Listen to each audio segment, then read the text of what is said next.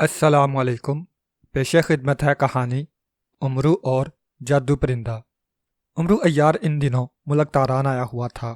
ملک تاران میں وہ اپنے ذاتی کام سے آیا تھا اور اب وہ واپس سردار امیر حمزہ کے لشکر کی طرف روانہ ہونے کا ارادہ کر رہا تھا۔ وہ جس سرائے میں ٹھہرا ہوا تھا اس نے سرائے کا حساب کتاب ادا کیا اور پھر وہ وہاں سے روانہ ہو گیا۔ سفید رنگ کے مخصوص عربی گھوڑے پر سوار ہو کر وہ ملک تاران سے نکل آیا اور سرحدی علاقے سے نکلتے ہی اس نے اپنے گھوڑے کی رفتار بڑھا دی۔ اس کا گھوڑا بکٹٹ بھاگتا جا رہا تھا۔ گھوڑا مسلسل اور کئی پہر دوڑتا رہا اور پھر وہ ایک سرسبز جنگل میں داخل ہو گیا۔ اس جنگل میں درختوں کی تعداد بہت کم تھی۔ یہ جنگل ایک باغ جیسا تھا جہاں میٹھے پانی کے چشمے بھی تھے، خوبصورت پودے اور پھولوں کی بھی وہاں کوئی کمی نہ تھی۔ اس باغ نما جنگل کے قدرتی مناظر اس قدر دل فریب تھے کہ یہاں جو بھی آتا ان قدرتی مناظر میں کھوسا جاتا تھا۔ امرو بھی جب ملک تاران آ رہا تھا تو اس نے راستے میں اس باغ نما جنگل کو دیکھا تھا۔ اس وقت اسے چونکہ ملک تاران جانے کی جلدی تھی اس لیے وہ وہاں رکے بغیر آگے چلا گیا تھا، لیکن اب وہ جب واپسی پر اس باغ میں داخل ہوا تو اس نے اپنے گھوڑے کی رفتار کم کر دی اور حیرت اور بے حد شوق سے اس خوبصورت باغ کو دیکھنے لگا۔ امرو عیار گھوڑے پر بیٹھا ارد گرد کھلے ہوئے خوبصورت اور رنگ برنگ پھولوں کو دیکھتا ہوا آگے بڑھ رہا تھا کہ اچانک اسے آسمان پر تیز سائیں سائیں کی آواز سنائی دی۔ اس سے پہلے کہ وہ سر اٹھا کر دیکھتا، اچانک اس نے دائیں طرف ایک درخت کے عقب سے ایک خوبصورت سی لڑکی کو نکلتے دیکھا۔ اس لڑکی نے سرخ رنگ کا لباس پہن رکھا تھا۔ اس کے سر پر سنہرے رنگ کا ایک خوبصورت تاج تھا جس میں سرخ ہیرے جڑے ہوئے تھے۔ لڑکی کے پہلو میں ایک ترکش لٹکا ہوا تھا اور اس کے ہاتھوں میں ایک تیر کمان تھا جس پر باقاعدہ ایک تیر چڑھا ہوا تھا۔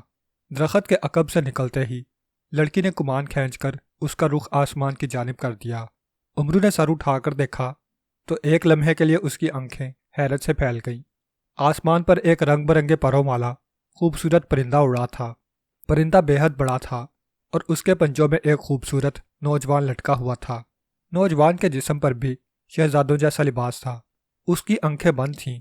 اس پرندے کے اوپر امرو عیار کو ایک خوفناک جن دکھائی دیا جس کے چہرے پر داڑھی مونچھیں تھیں اور اس کے سر کے بال بے تحاشا بڑے ہوئے تھے۔ جن خوفناک نظروں سے اس طرف دیکھ رہا تھا جہاں لڑکی تیر کمان لیے کھڑی تھی۔ پھر امرو نے اس جن کو ایک ہاتھ آگے بڑھاتے دیکھا جس کی انگلیوں کے ناخن نوکیلے پنجوں کی طرح بڑے ہوئے تھے۔ اسی لمحے لڑکی نے تیر چھوڑ دیا۔ اس لڑکی نے شاید تیر سے پرندے کو نشانہ بنایا تھا۔ تیر جیسے ہی پرندے کی طرف بڑھا جن نے اسے فضا میں ہی دبوچ کر توڑ دیا اور زور زور سے کہکے لگانے لگا۔ امرو نے گھوڑا روک لیا تھا اور آنکھیں پھاڑ پھاڑ کر یہ عجیب و غریب منظر دیکھنے لگا۔ تیر کو جن کے ہاتھوں میں آتے اور اسے توڑتے دیکھ کر لڑکی نے غصے سے ہونٹ بھینچ لیے۔ پرندہ نوجوان کو لیے ہوئے اڑتا ہوا دور چلا گیا اور جن بھی اس کے ساتھ اسی طرح اڑتا ہوا دور چلا گیا۔ یہ دیکھ کر لڑکی کے چہرے پر بلا کا غم نظر آنے لگا۔ اس نے تیر کمان ایک طرف پھینکا اور وہیں گھٹنوں کے بل بیٹھ گئی۔ اس نے سر جھکا لیا تھا جیسے اپنا نشانہ خطا جانے کا اسے شدید رنج ہوا ہو۔ امرو چند لمحے غور سے اس لڑکی کو دیکھتا رہا، پھر وہ گھوڑے سے اترا اور آہستہ آہستہ چلتا ہوا لڑکی کے قریب آ گیا۔ اچھی لڑکی، تم کون ہو؟ امرو نے اس لڑکی سے مخاطب ہو کر کہا تو اس کی آواز سن کر لڑکی نے بری طرح سے چونک کر سر اٹھایا اور امرو کو دیکھتے ہی یکدم اٹھ کر کھڑی ہو گئی۔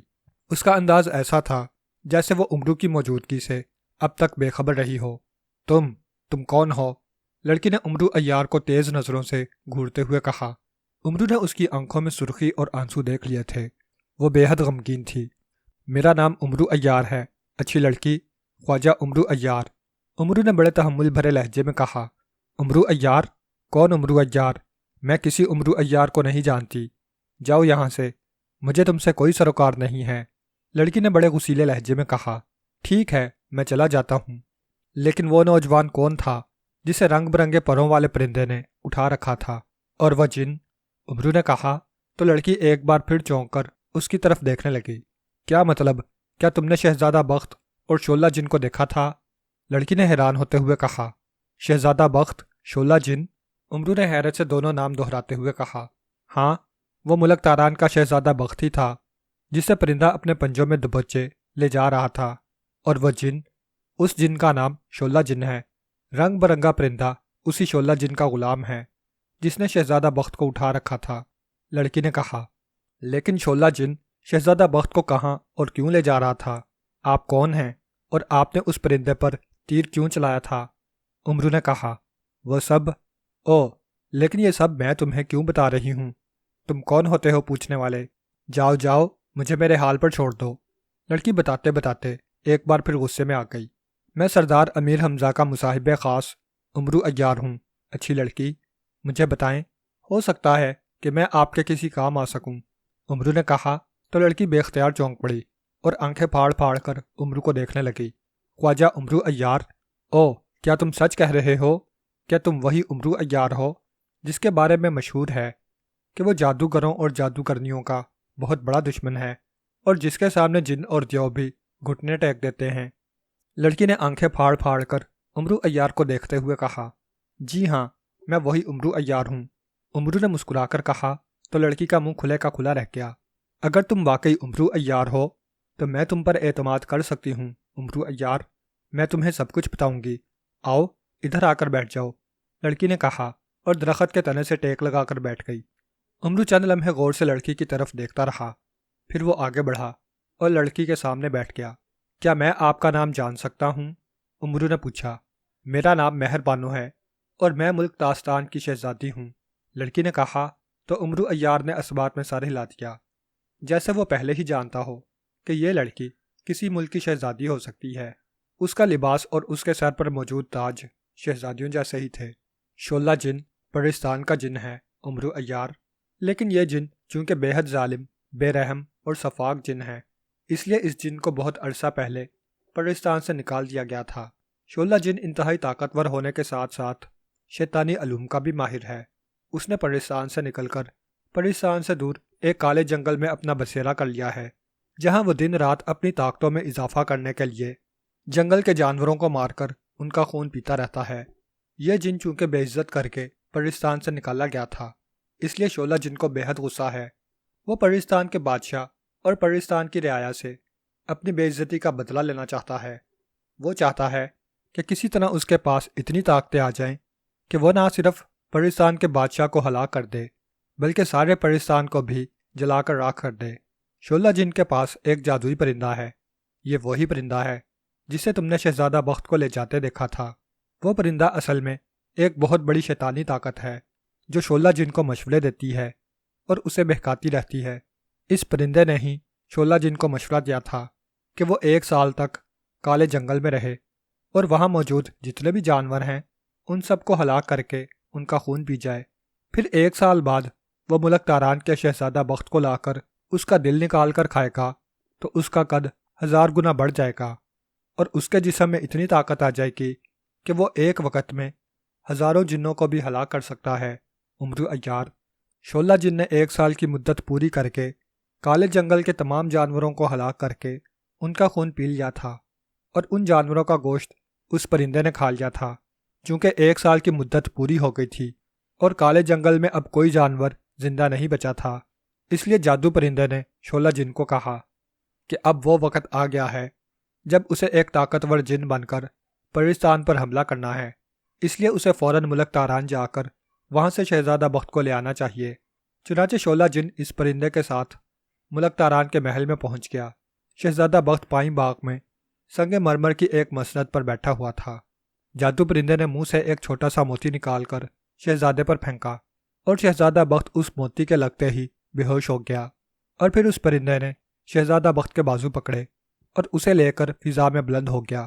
شہزادی مہر بانو نے امرو کو ساری تفصیل بتاتے ہوئے کہا، بڑی عجیب و غریب داستان ہے آپ کی، لیکن شہزادی حضور، آپ کو یہ سب باتیں کیسے معلوم ہوئی ہیں اور آپ نے تیر سے اس پرندے کو نشانہ کیوں بنایا تھا؟ ساری داستان سن کر امرو نے شہزادی مہر بانو سے پوچھا۔ امرو عیار، مجھے ان ساری باتوں کا آج ہی علم ہوا ہے۔ یہاں سے ملک تاستان زیادہ دور نہیں ہے۔ میں اپنے کمرے میں سپہر کے وقت سو رہی تھی کہ مجھے خواب میں یہ سارا منظر نظر آیا تھا۔ پھر میرے سامنے ایک بزرگ آ گئے۔ انہوں نے مجھ سے کہا کہ میں فوری طور پر جنگل باغ میں پہنچ جاؤں۔ شولہ جن اور جادو پرندہ اس جنگل باغ سے شہزادہ بخت کو لے کر گزرے گا۔ اگر مجھے شہزادہ بخت کی جان عزیز ہے تو میں اس باغ میں جا کر جادو پرندے کو نشانہ بنانے کی کوشش کروں۔ جادو پرندے کے ہلاک ہوتے ہی شہزادہ بخت اس کے پنجوں سے نکل آئے گا اور اس پرندے کے ہلاک ہوتے ہی شعلہ جن بھی ہلاک ہو جائے گا، کیونکہ اس جن کی جان اس جادو پرندے میں ہے۔ پھر میری آنکھ کھل گئی۔ شہزادہ بخت میرا منگیتر ہے۔ اپنے منگیتر کو اس حال میں دیکھ کر میں پریشان ہو گئی تھی، اور پھر اس بزرگ کی باتیں بھی مجھے یاد تھیں۔ میں نے فوراً اپنا کمان اور تیروں سے بھرا ترکش لیا اور کسی کو بتائے بغیر محل سے نکل آئی اور اپنے مخصوص گھوڑے پر سوار ہو کر برق رفتاری سے یہاں پہنچ گئی۔ تیز رفتاری سے گھوڑا دوڑاتے ہوئے میں نے ترکش کی طرف دھیان نہیں دیا تھا۔ جب میں اس جنگل باغ میں پہنچی تو میں یہ دیکھ کر حیران رہ گئی کہ ترکش میں صرف ایک تیر تھا، باقی تیر شاید راستے میں گر گئے تھے۔ بہرحال میں شعلہ جن اور اس کے جادو پرندے کا انتظار کرنے لگی، اور پھر جب میں نے انہیں آتے دیکھا تو میں نے کمان پر تیر چڑھا لیا، مگر افسوس ہوا میرا چلایا ہوا تیر شعلہ جن نے فضا میں ہی دبوچ لیا اور اسے توڑ کر پھینک دیا۔ اگر میرے پاس اور تیر ہوتے تو میں یقیناً جادو پرندے کو ہلاک کر دیتی، مگر افسوس ایسا نہ ہو سکا تھا، اور شعلہ جن اور اس کا جادو پرندہ شہزادہ بخت کو لے کر نکل گئے۔ اب وہ یقیناً کالے جنگل میں لے جا کر شہزادہ بخت کو ہلاک کر دے گا اور اس کا دل نکال کر کھا جائے گا۔ اب شاید میں شہزادہ بخت کو کبھی نہ دیکھ سکوں۔ افسوس، صد افسوس، میں شہزادہ بخت کی کوئی مدد نہ کر سکی۔ شہزادی مہربانو کہتی چلی گئی۔ یہ کہتے ہوئے اس کی آنکھوں سے بے اختیار آنسو بہہ نکلے تھے۔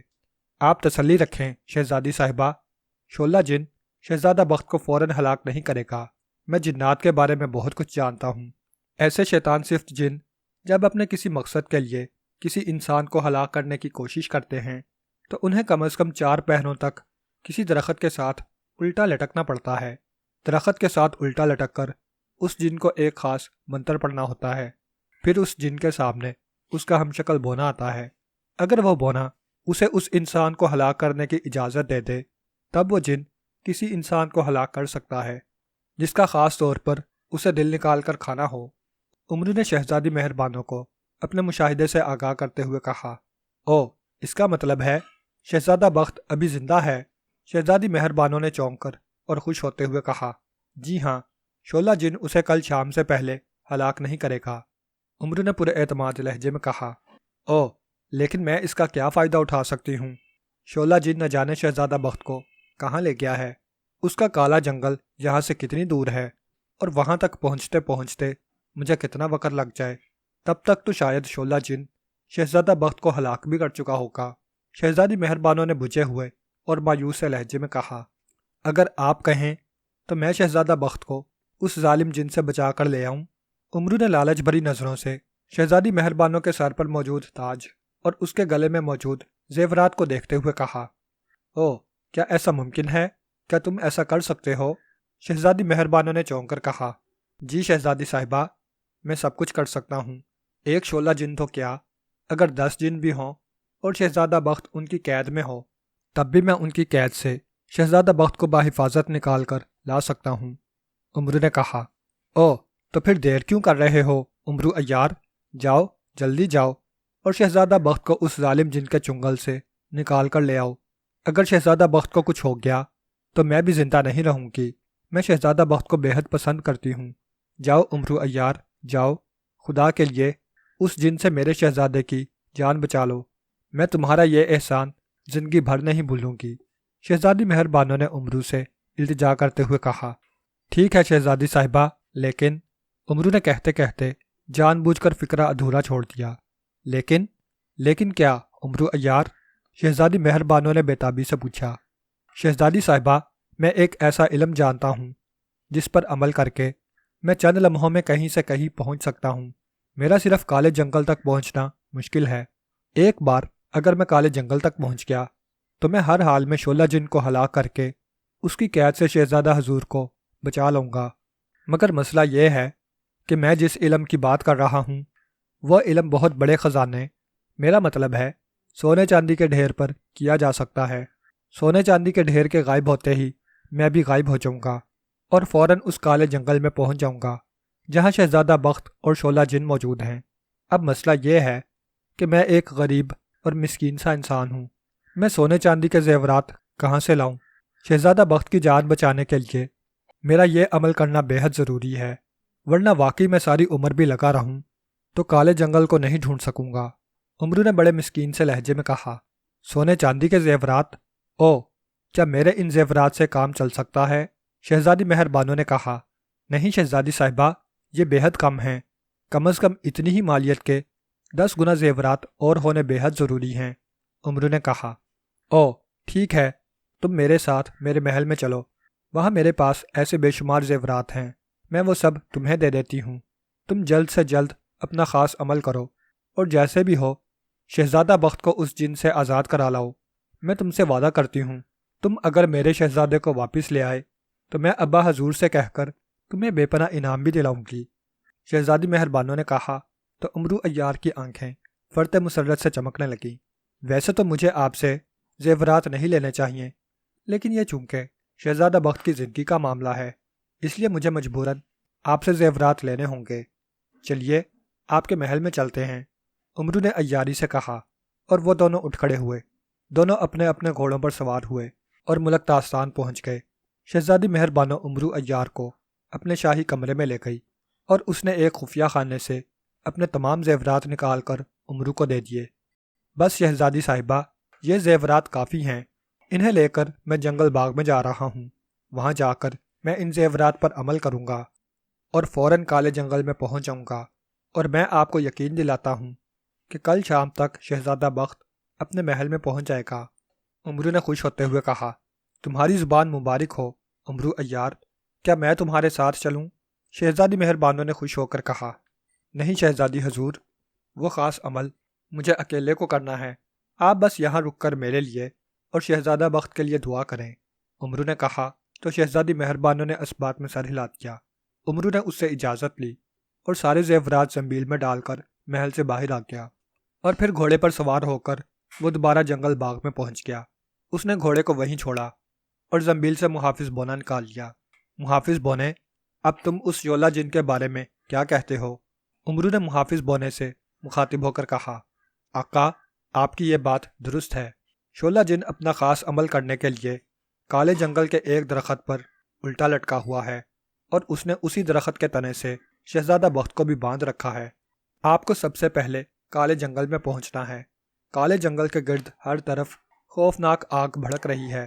آپ کو اس آگ کی دیوار سے گزر کر کالے جنگل میں جانا ہوگا۔ پھر جیسے ہی آپ کالے جنگل میں داخل ہوں گے، اچانک وہاں ہزاروں کی تعداد میں سیاہ ناگ آ جائیں گے۔ ان ناگوں کو آپ کو ایک ساتھ اور ایک لمحے میں جلا کر راکھ بنانا ہوگا، اور پھر آپ کو جنگل میں تیز روشنی پیدا کرنی ہوگی۔ جیسے ہی جنگل میں روشنی ہوگی، آپ کے سامنے جادو پرندہ آ جائے گا۔ اس سے پہلے کہ جادو پرندہ آپ پر حملہ کرے، آپ کو جادو پرندے پر ایک تیر چلانا ہوگا۔ اگر وہ تیر جادو پرندے کو لگ گیا تو جادو پرندہ فوراً ہلاک ہو جائے گا، اور اس کے ہلاک ہوتے ہی شعلہ جن بھی ہلاک ہو جائے گا۔ لیکن اگر آپ کا نشانہ چوک گیا اور جادو پرندہ زندہ بچ گیا تو وہ آپ کو ایک لمحے میں ہلاک کر دے گا۔ زنبیل کے محافظ بونے نے امرو کو تفصیل بتاتے ہوئے کہا، ٹھیک ہے، میں سمجھ گیا ہوں کہ مجھے کیا کرنا ہے، اب تم زنبیل میں واپس چلے جاؤ۔ امرو نے کہا تو محافظ بونا اسے سلام کر کے واپس زنبیل میں چلا گیا۔ امرو چند لمحے سوچتا رہا، پھر اس نے زنبیل سے سرخ نگ والی ایک انگوٹھی نکال لی اور اس انگوٹھی کو دائیں ہاتھ کی تیسری انگلی میں پہن لیا۔ سرخ نگ والی انگوٹھی، مجھے اس کالے جنگل کے پاس پہنچا دو جہاں شعلہ جن کا بسیرا ہے، امرو نے آنکھیں بند کرتے ہوئے کہا۔ اسی لمحے اسے ایک زوردار جھٹکا لگا۔ ایک لمحے کے لیے اس کے پیروں کے نیچے سے زمین غائب ہوئی۔ وہ لڑکھڑایا، لیکن اس سے پہلے کہ وہ گر پڑتا، اس کے قدموں کے نیچے دوبارہ ٹھوس زمین آ گئی۔ پیروں کے نیچے زمین محسوس کرتے ہی اس نے آنکھیں کھول دیں۔ آنکھیں کھولتے ہی اسے اپنے سامنے آگ کی ایک بہت بڑی دیوار دکھائی دی، جس کے شعلے آسمان تک بلند ہو رہے تھے۔ امرو اس آگ کی دیوار کو دیکھ کر مسکرا دیا۔ اس نے زنبیل سے چاندی کی ایک گولی نکال کر منہ میں رکھ لی۔ اس گولی سے وہ اس آگ سے بچ سکتا تھا۔ پھر اس نے زنبیل سے ایک مشل نکال لی اور آگ کی طرف قدم بڑھا دیے۔ آگ میں داخل ہو کر وہ اطمینان بھرے انداز میں آگے بڑھنے لگا۔ چاندی کی گولی کی وجہ سے واقعی آگ سے اسے کوئی نقصان نہیں ہو رہا تھا۔ چند ہی لمحوں میں وہ آگ کی دوسری طرف آ گیا۔ جیسے ہی وہ آگ سے باہر آیا، اس کے عقب میں آگ خود بخود بجھ گئی۔ آگ بجھتے ہی وہاں یکلخت گپ اندھیرا پھیل گیا۔ امرو نے فوراً مشل پر پھونک ماری تو اس کے ہاتھ میں موجود مشل یکلخت جل اٹھی۔ مشل کی ہلکی ہلکی روشنی امرو کے گرد پھیل گئی۔ اسی لمحے اچانک امرو کو تیز پھنکاروں کی آوازیں سنائی تیں۔ امرو نے سامنے سے سیاہ رنگ کے بے شمار ناگوں کو آتے دیکھا۔ جو پھن پھیلائے جیسے اڑتے ہوئے اس کی طرف آ رہے تھے۔ ان ناگوں کو دیکھ کر امرو نے مشل والا ہاتھ اونچا کیا اور مشل کو زور سے آگے جھٹک دیا۔ مشل سے یکلخت چنگاریاں سے نکلیں اور اڑتی ہوئی ان سیاہ ناگوں پر جا گریں جو تیزی سے اس کی طرف آ رہے تھے۔ مشل سے چنگاریاں سینکڑوں کی تعداد میں نکل کر پھیل گئی تھیں، اور پھر جیسے ہی وہ چنگاریاں ان سیاہ ناگوں پر پڑیں، ناگ یکلخت جل کر راکھ بن گئے۔ امرو نے کراماتی مشل سے چند ہی لمحوں میں وہاں موجود سینکڑوں سیاہ ناگوں کو ایک لمحے میں جلا کر بھسم کر دیا تھا۔ ناگوں کے جلتے ہی اس کے ہاتھ میں موجود مشل بجھ گئی اور وہاں ایک بار پھر گھپ اندھیرا چھا گیا۔ پھر اچانک امرو کو ہر طرف سے تیز اور خوفناک چیخیں سنائی دیں۔ یوں لگ رہا تھا جیسے اندھیرے میں بے شمار بدروحیں چیخ رہی ہوں۔ امرو نے مشل زنبیل میں رکھی اور زنبیل سے فوراً شب چراغ ہیرا نکال لیا۔ جیسے ہی اس نے زنبیل سے شب چراغ ہیرا نکالا، اچانک وہاں جیسے سورج نکل آیا ہو، ہر طرف یکلخت تیز روشنی پھیل گئی۔ اس روشنی کے پھیلتے ہی بدروحوں کے چیخنے چلانے کی آوازیں ختم ہو گئیں۔ امرو نے روشنی میں دیکھا وہ ایک گھنے جنگل میں موجود تھا، جہاں درختوں اور ان کے پتوں سمیت زمین تک سیاہ رنگ میں ڈوبی ہوئی تھی۔ ابھی امرو اس جنگل کو دیکھ ہی رہا تھا کہ اچانک اس کی نظر سامنے ایک بڑے اور اونچے درخت پر پڑی۔ اس درخت کی ایک ڈالی پر وہی خوفناک جن دکھائی دیا جسے اس نے جنگل باغ میں دیکھا تھا۔ جن اس درخت کی سب سے اوپر والی موٹی ڈال پر الٹا لٹکا ہوا تھا۔ اس کے دونوں ہاتھ سینے پر بندھے ہوئے تھے اور اس کی آنکھیں بند تھیں۔ اسی درخت کے تنے پر اسے شہزادہ بخت بھی رسیوں سے بندھا نظر آ گیا، جو اب ہوش میں تھا اور بے حد پریشان اور خوفزدہ نظر آ رہا تھا۔ شہزادہ بخت کو تیز روشنی میں امرو عیار نظر نہیں آ رہا تھا اور وہ خود کو رسیوں سے آزاد کرانے کی جد و جہد کر رہا تھا۔ امرو عیار کچھ سوچ کر اس طرف بڑھا ہی تھا کہ اچانک اسے تیز پھڑپھڑاہٹ کی آواز سنائی دی۔ امرو نے چونک کر سر اٹھایا تو اسے اوپر وہی جادو پرندہ تیزی سے نیچے آتا دکھائی دیا۔ اس پرندے کو دیکھ کر امرو نے شب چراغ ہیرے کو فوراً نیچے رکھا اور زنبیل سے کمان اور ایک مقدس تیر نکال لیا۔ پرندہ منہ کھول کر خوفناک آوازیں نکالتا ہوا تیزی سے نیچے آ رہا تھا اور اس نے نیچے آتے ہوئے اپنے دونوں پنجے پھیلا لیے تھے، جیسے وہ امرو کو پنجوں میں دبوچ کر اس کے ٹکڑے اڑا دینا چاہتا ہو۔ امرو نے فوراً کمان پر تیر چڑھایا اور اللہ کا نام لے کر جادو پرندے پر تیر چھوڑ دیا۔ تیر زناٹے کی آواز پیدا کرتا ہوا جادو پرندے کی طرف بڑھا۔ پرندے نے اس تیر سے بچنے کے لیے پلٹنا چاہا، مگر مقدس تیر سے وہ بھلا کیسے بچ سکتا تھا؟ مقدس تیر جادو پرندے کی گردن میں جا گھسا۔ پرندہ پھڑپھڑاتا ہوا ایک زوردار دھماکے سے نیچے آ گرا۔ نیچے گرتے ہی اس کے جسم میں آگ لگ گئی، اور جیسے ہی اس پرندے کو آگ لگی، درخت پر الٹے لٹکے شعلہ جن کے جسم میں بھی یکلخت آگ بھڑک اٹھی اور اس نے چونک کر آنکھیں کھول دیں۔ دوسرے لمحے وہ درخت سے گرا اور بری طرح سے تڑپنے لگا۔ آگ نے چند ہی لمحوں میں جادو پرندے اور شعلہ جن کو جلا کر بھسم کر دیا۔ شعلہ جن کے ہلاک ہوتے ہی شہزادہ بخت کی رسیاں غائب ہو گئیں اور وہ بھاگتا ہوا امرو کے پاس آ گیا۔ امرو نے جب اسے تفصیل بتائی تو وہ امرو عیار سے بے حد خوش ہوا اور اس نے امرو کا شکریہ ادا کیا۔ امرو نے اس کا ہاتھ پکڑا اور سرخ نگ والی انگوٹھی سے غائب ہو کر جنگل باغ میں آ گیا۔ پھر اس نے شہزادہ بخت کو اس کے محل میں پہنچایا۔ اسے زندہ سلامت دیکھ کر بادشاہ اور ملکہ بے حد خوش ہوئے اور انہوں نے امرو کو بے پناہ انعام دیا۔ شہزادہ بخت نے بھی امرو کو جان بچانے کے صلے میں بے شمار اشرفیوں کی تھیلیاں دیں۔ امرو بے حد خوش تھا، مگر وہ بھلا اس انعام پر اکتفا کیسے کر سکتا تھا؟ اسے تو ابھی شہزادی مہر بانو سے بھی انعام لینا تھا۔ اس لیے وہ شہزادہ بخت کو لے کر ملک تاستان کی طرف روانہ ہو گیا، تاکہ شہزادی مہر بانو اسے زندہ سلامت دیکھ کر حسب وعدہ اسے انعام دے۔